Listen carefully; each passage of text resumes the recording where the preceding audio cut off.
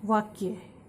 बच्चों, इससे पहले हमने शब्द के बारे में पढ़ा था कि वर्णों के सार्थक समूह को शब्द कहते हैं, जैसे सिपाही, चोर, ने, और, पकड़ा आदि।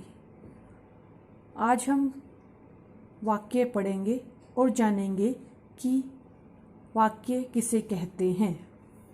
बच्चों, इतना तो आप जानते ही हैं कि वाक्य में शब्द होते हैं। आइए तो फिर इन शब्दों को इकट्ठा लिखते हैं और देखते हैं कि वाक्य बनता है या नहीं। सिपाही, पकड़ा ने चोर। बच्चों, क्या इन शब्दों से वाक्य बना? नहीं, ये वाक्य नहीं बना। ये तो केवल शब्दों का एक समूह है। ये शब्द इकट्ठे जरूर लिखे हैं, किंतु इनसे कोई अर्थ नहीं निकलता। आइए अब इन शब्दों को नीचे व्यवस्थित करके लिखते हैं और देखते हैं कि वाक्य बनता है या नहीं। सिपाही ने चोर को पकड़ा। अब ये शब्द समूह एक व्यवस्थित सार्थक शब्द समूह है, क्योंकि इसमें पहले कर्ता यानी सिपाही, फिर कर्म यानी चोर तथा अंत में क्रिया यानी पकड़ा आई, और इससे सिपाही के द्वारा चोर को पकड़ने का भाव प्रकट हो रहा है। अतः ये एक वाक्य है। दादी माँ कहानी सुनाती है। बच्चों, ये शब्द समूह एक वाक्य है, क्योंकि इसमें सबसे पहले कर्ता दादी माँ, फिर कर्म कहानी और अंत में क्रिया सुनाती है आई। अतः यह एक व्यवस्थित एवं सार्थक शब्द समूह है और इससे दादी माँ द्वारा कहानी सुनाने का भाव प्रकट हो रहा है। बच्चों, अब आप समझ गए होंगे कि भावों और विचारों को प्रकट करने वाले सार्थक एवं व्यवस्थित शब्द समूह को वाक्य कहते हैं।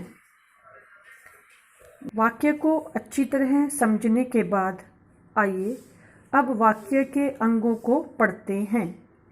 वाक्य के अंग। बच्चों, वाक्य के दो अंग होते हैं। वाक्य का पहला अंग है उद्देश्य और दूसरा अंग है विधेय। बच्चों, अब आप जानना चाहेंगे कि ये उद्देश्य और विधेय क्या है। पहला, उद्देश्य। बच्चों, वाक्य में जिसके बारे में कुछ बताया जाता है या कहा जाता है उसे उद्देश्य कहते हैं। जैसे विमला गीत गाती है। इस वाक्य में विमला के बारे में यह बताया जा रहा है कि वो गीत गाती है, अतः विमला यहाँ उद्देश्य है। दादी ने मालपुए बनाए।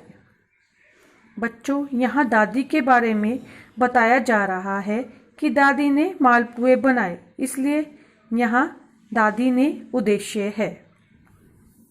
बच्चों, अब आपने उद्देश्य पढ़ लिया है और आपको समझ आ गया है कि उद्देश्य क्या होता है। इसलिए आइए अब विधेय को पढ़ते हैं।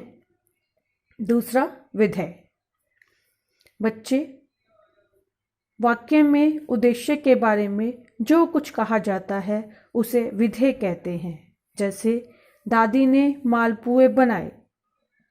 इस वाक्य में उद्देश्य यानी दादी के बारे में बताया जा रहा है कि दादी ने मालपुए बनाए, इसलिए मालपुए बनाए इस वाक्य का विधेय है।